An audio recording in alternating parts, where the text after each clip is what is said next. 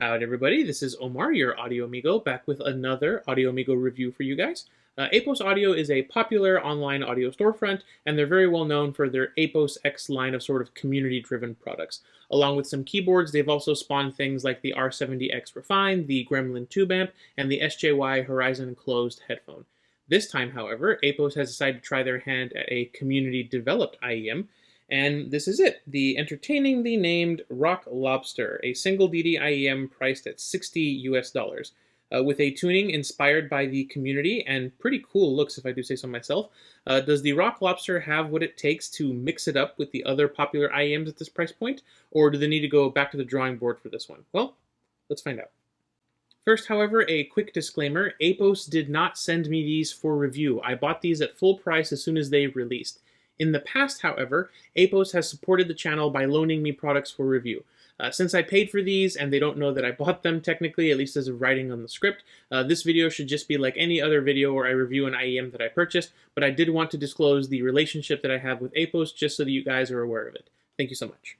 For $60 US, the unboxing experience here on the Rock Lobster is honestly a little disappointing.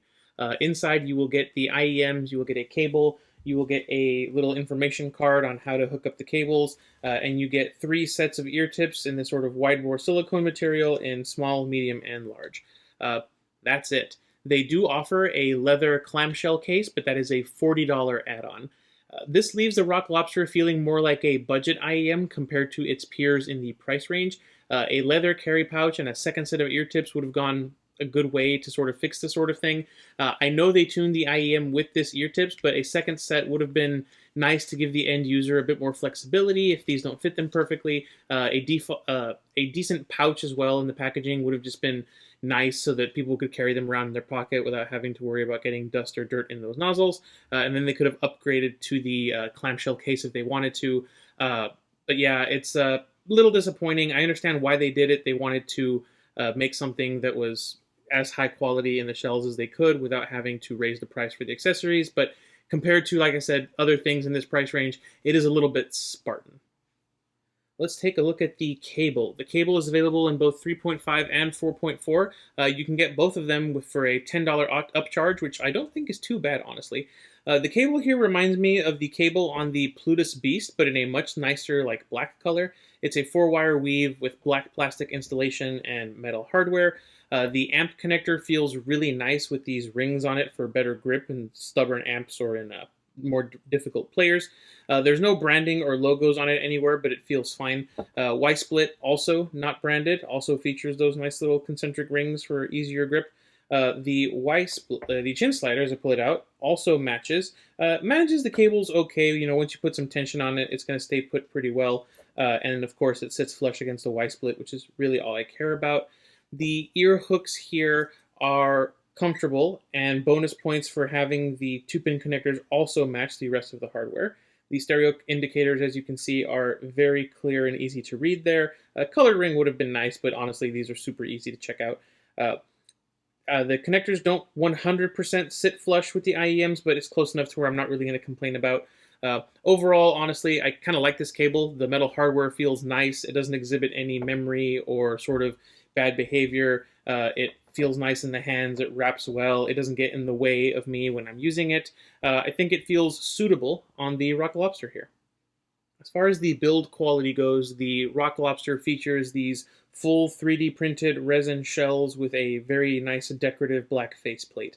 The nozzles, as you can see, are part of the lower shell and feature a nice metal filter over them to protect the driver. Speaking of the driver, you can see it right there through the very cool see-through resin. You can also see that while there isn't a front vent, there's a very prominent sort of bypass tube here that leads to the rear volume of the IEM for ventilation. It is enough ventilation that I had no driver flex or pressure buildup issues with the Rock Lobster, so that's always nice to see. The faceplates don't feature any sort of acoustic featuring or anything. You can see they're sort of like inset into the resin, which should help it stay in place a little bit more and survive some sort of hits to the side here.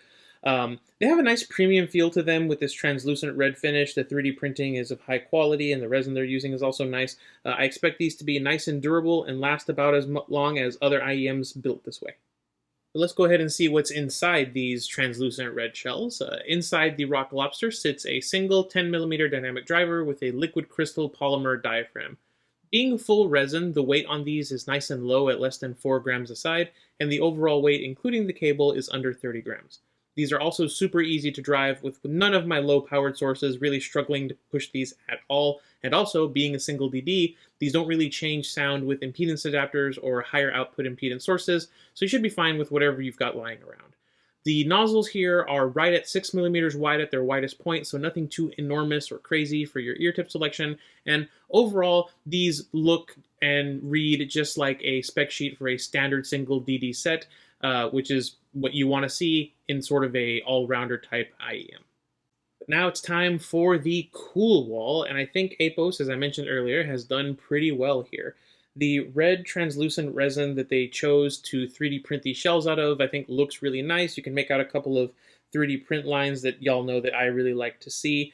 I really also like seeing the driver itself and the tuning structures, like that bass vent that they've got going on there.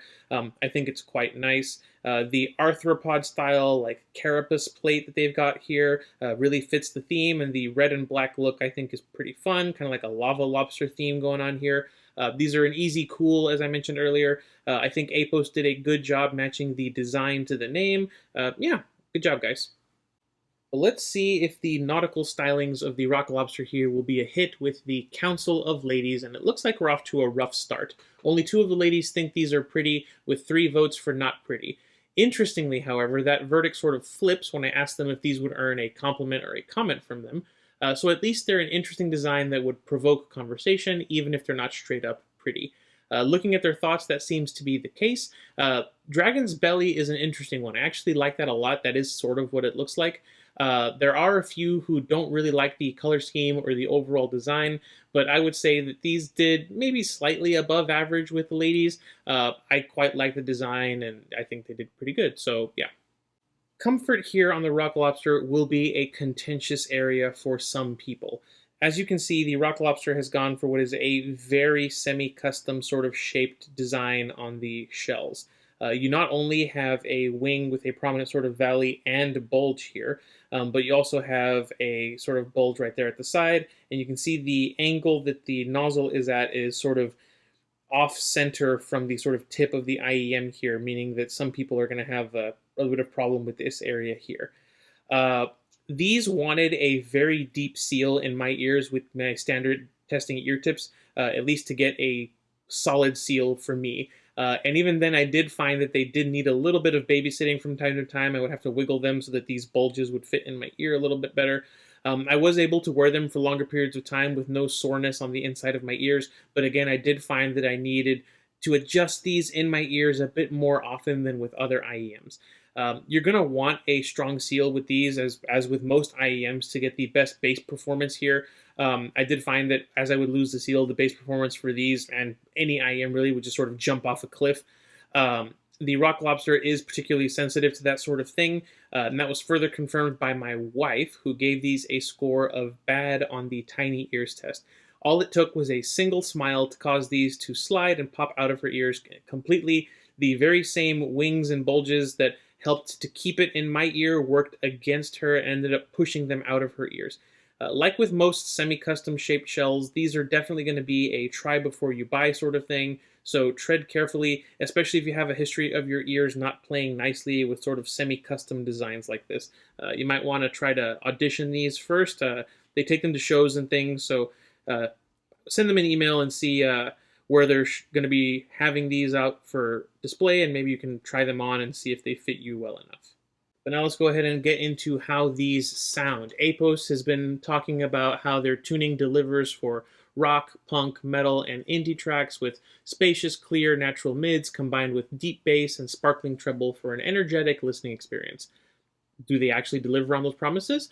Well, let's check out by starting with the bass. The Rock Lobster definitely does not shy away from bass, and the presentation has a very nice boost to it that helps the low frequencies assert themselves in the mix.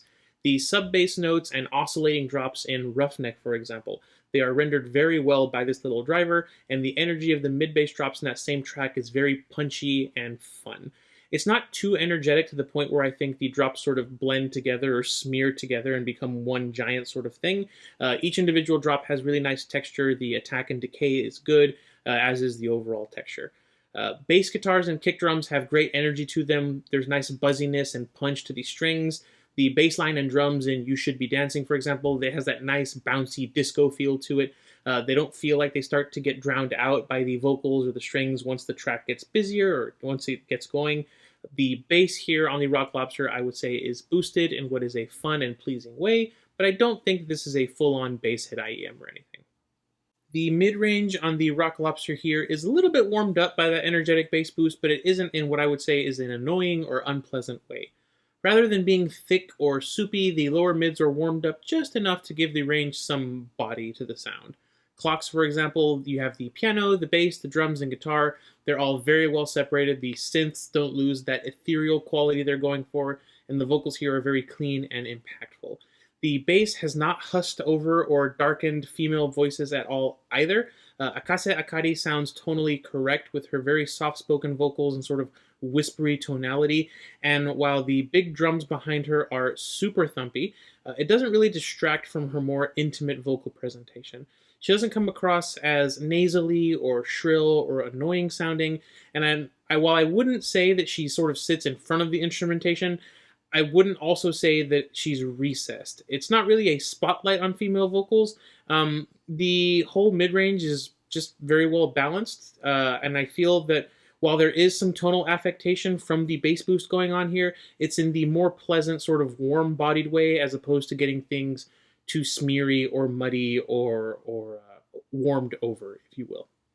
Part of the reason that those vocals sit just a tiny bit forward is due to the harmonics on female vocals. They're boosted in such a way that they help the vocals jump forward a little bit, but not so much that they get nasal or annoying, as I mentioned. Heart of Glass also has a breathy, whispery feel to some of the vocals, and that combined with Debbie Harry's doubled backing vocals and the drawn-out notes in that song, there's a lot of harmonic energy that you can listen to here.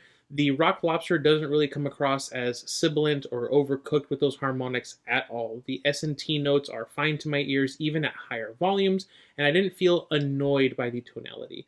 The lower treble is tuned in a sort of anti-sibilant way, super safe even at high volumes, but that can lead to the decay on some instruments being a little bit fast. Some things can feel a little bit less washy than I'm used to. Rock Lobster, for example, I had to use that song in this video. You have those tambourines, the hi-hats, the cymbals, and some of those higher organ notes. They throw off a lot of harmonics. None of them get sharp or painful to my ears, even at higher volumes. And I thought that, the decay maybe could use a little bit of extra sparkle. They weren't super flat or like two-dimensional sounding, and they did have decent depth and wash to them, the harmonics. The treble overall, I think, is tuned to enjoy higher volume listening or extremely long listening sessions, as it's very relaxed across this entire range. Technical performance isn't exactly in the mission statement for the Rock Lobster, but even then I think it does decently well, especially on the low end. It had no trouble with the different mallet strikes in the Droid Invasion, and the differences between each hit and the timpani that sort of accompanies them were all very clear to hear here on the Rock Lobster. The dynamic driver here, I think, does a really good job with that low end. Those boosted lower mids also help with the background conversation that I listen for in Waltz for Debbie. Warmer sets tend to do that fairly well. This is no exception. It does push the talking forward a little bit. It also did a good job catching most of the bar or glassware hits that I typically listen for, but as I mentioned earlier, this treble is tuned more for long listening sessions or higher volumes, so they weren't as apparent at my testing volumes as they were at sort of louder volumes. As soon as you crank that dial, the details sort of jump forward. In terms of overall technical performance, this is not a giant killer or a technical tour de force. In fact, I would say that this is much closer to the $40 EW200 in terms of overall technicalities than it is to something like the EA500 or even the Delci here. Again, though, those aren't really tuned like this is, so how much of that's down to the driver, how much of that is down to the tuning, I can't really say. Just that's where I would put it in terms of overall technical performance. The stereo separation and perceived 3D soundstage here are also quite well realized. Tracks with a lot of stereo information like time, those clocks that ring like crazy in each ear, the different ticking along with the different instruments in each ear, they fill in a pretty wide sound field from left to right. The track sounds great on the Rock Lobster. The imaging is also pretty solid. It won't elevate what I would say is a flatly mastered or very two-dimensional track, but I found that it was perfectly capable of placing the drums in the sort of back right of the sound in Dolphin Dance, with the bass guitar on the far left and the piano sort of dead center. There's even a little bit of front to back going on with this track in the mastering, and the Rock Lobster was able to pick that up for me. So I would say that in terms of perceived 3D soundstage and stereo separation, the Rock Lobster is about average for IEMs at this price point, maybe a tiny bit above average, but definitely average, at least in my opinion.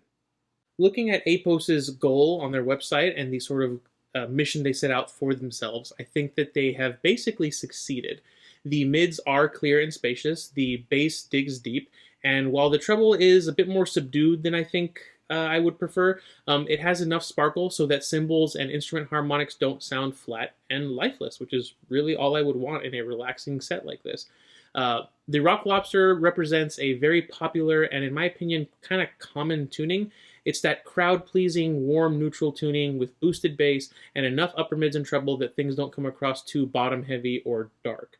The bass boost is very well executed, the mids aren't too recessed, and overall it's a very pleasing, easy-to-listen-to sound signature. The main issue here with that is that it is a fairly common sound signature, and the Rock Lobster is entering what is a very hotly contested price segment with lots of established players already on the scene. So let's go ahead and see how it holds up to the competition. Before we get to that competition, though, I think it's important to take a look at what I think is the budget sound-alike for the Rock Lobster, which is the 7Hz Cross-Critical 02, priced at $25 US. The 02 here, I feel, is a pretty close match for the Rock Lobster in terms of sort of general overall tuning. I did find the bass on the Rock Lobster a little more satisfying in terms of punch and rumble, and while the Rock Lobster does have a little bit of extra shine on female vocals, the 02 here has a little bit of extra sizzle with some instrument harmonics compared to the Rock Lobster. It's just like that little bit of extra sparkle up there. The Lobster is therefore a little more relaxed sounding overall, but I would say that the Rock Lobster makes a sort of logical upgrade from the 02, especially if you like this tuning and you don't want to mix things up too much. Time for some actual competition at its price point, though. We'll be starting off with the Kefine Delci, priced at $75 US. The Delci here is similar to the Rock Lobster in that they're sort of both warm/neutral-ish tunings, but the Delci treats the upper mids and lower treble in a very different way compared to the Rock Lobster. It doesn't have the same female vocal forwardness or sparkle that the Rock Lobster can have, but at the higher end of instrument harmonics, it can have a little bit more sparkle from what is, in my opinion, a more energetic treble presentation here. The Delci does rumble a bit more with some of those deeper bass drops, but overall these two are what I would call, similar, warmer leaning sets. If you're sensitive to shoutiness or sort of sharpness on female vocals, I would say that the Delci is the safer choice. On the other hand, however, if you're sensitive to lower treble brightness and some sizzle from cymbal or instrument harmonics, then the Rock Lobster is going to be the safer choice here. I just want to say personally, I don't find either of these sets fatiguing at all. I think that they're both very relaxed to my ears. It's just where they have their energy in the sort of upper mids and treble is where they do things differently. This is more vocal forward, this is more instrument harmonic forward, so you can really take your pick of what you find more or less annoying. So while I was editing the video, the corrupted footage monster struck again, making me to come out and re-record the bit where I compare it with the Pula Unicrom. Here it is. Another sort of new-ish single DD set priced at $80 US. The Unicrom, I think, is a bit more excitable than the Rock Lobster overall, but it's not what I would say a night and day difference here. The Unicrom does punch a little bit more in the mid-bass, and it's also a little bit sparklier and shimmerier in the treble compared to the Rock Lobster. That makes the Rock Lobster come across as the more relaxing listen, especially if you're sensitive to some of that upper treble sparkle that the Unicrom can have. And the Unicrom comes off sounding a bit more V-shaped in comparison to the Rock Lobster. If you prefer something a bit more contrasty in sound, something a bit more V-shaped in tonality, the Unicrom, I think, could be an option for you here. On the other hand, if you prefer more forward female vocal harmonics and a more relaxing overall sound, the Rock Lobster would be the better choice here. Lastly, however, we have one of the most recommended sets in this price bracket. It is the Simgot EW300, priced at $80 US for the standard version. As I said, the EW300 is easily one of the most recommended sets in this price range, and it's easy to see why. Not only does it have a similar warmish tuning to the other things on this table, but if you swap the nozzles, it has access to a brighter, more traditionally Simgot tuning with the other set of nozzles. I do think the Simgot is the most technical and detailed sounding set on this table, but that's because it has an extra 6mm annular planar driver as well as a PZT buzzing up there in the treble. Now, those two things mean that some folks really don't like this because of that tonality. The planar and PZT up there, you either think it's fine and you don't care, or you really don't like it and you just can't stand it at all. If you're not sensitive to that tonality, I think the EW300 with its two tunings is easily worth the extra $20 over the Lobster just in terms of versatility. You also get all metal shells. However, if you are sensitive to PZT or those annular planar drivers, and you just want a more relaxing set in terms of bass and treble, the Rock Lobster, I think, is a fantastic alternative. Okay, time for our sort of wrap-up. Of everything here on the table, I would say that the Kefine Delci here is the brightest, but it's in a relative sense. I don't think any of these sets are piercing or shouty or sibilant. It's just that compared to the rest of the sets here, this has a little bit of extra sparkle with some instrument harmonics that make it come across a bit brighter. You want something that has the most bass quantity, that's going to be the EW300. It's got its dual sound signatures, its DSP option. It's the most versatile set on the table, but it also has potential for those tonal issues if you're sensitive to the PZT or the annular planars. All metal shells, this one's still a solid recommendation in my opinion. The 02 is the budget pick here on the table. It's the entry point for this sort of warmish, neutral-ish sound signature. So if you're watching this video and you're looking at all of these and thinking, don't really see myself spending more than $50 on an IEM, definitely check these out. The Unicrom is a little bit more V-shaped than the other things here. It has some extra bass punchiness and a little bit of extra sizzle in the treble compared to at least a Rock Lobster. It's still a very relaxed set and it's still very well presented.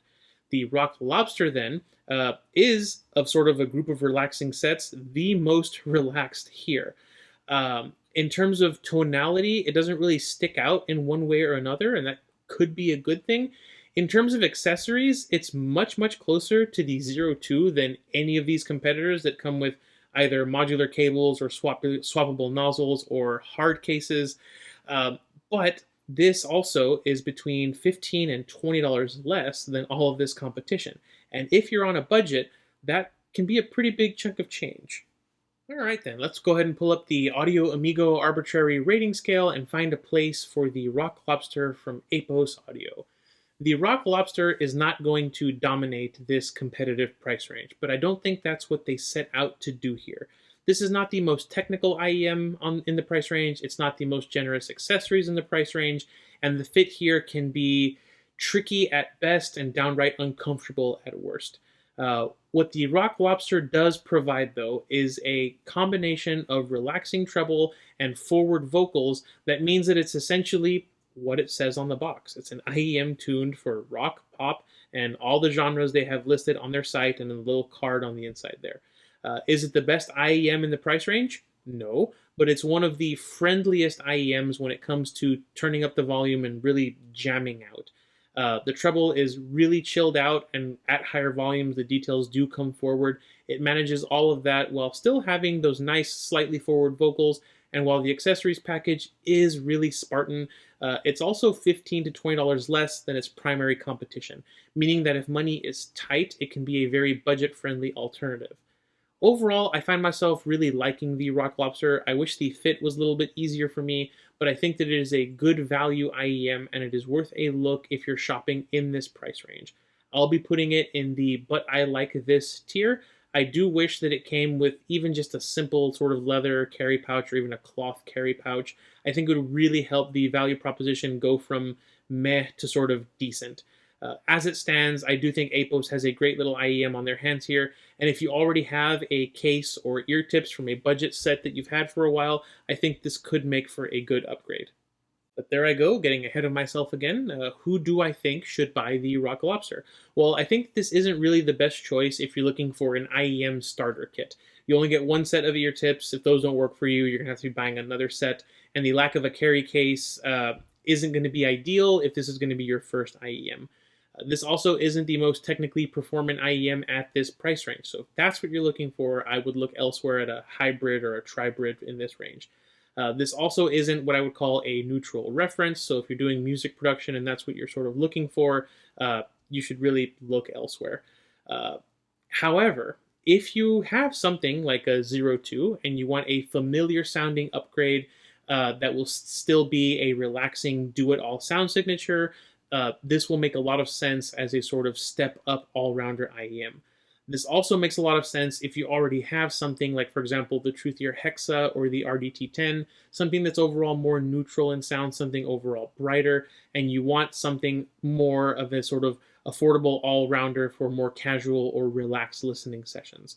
Finally, I'll say if you're in this price range looking for a warm, sort of relaxing all-round IEM, you do have a lot of options. But getting the Rock Lobster will leave a little space in your wallet for some FLAC files or a couple of CDs or a vinyl record or two.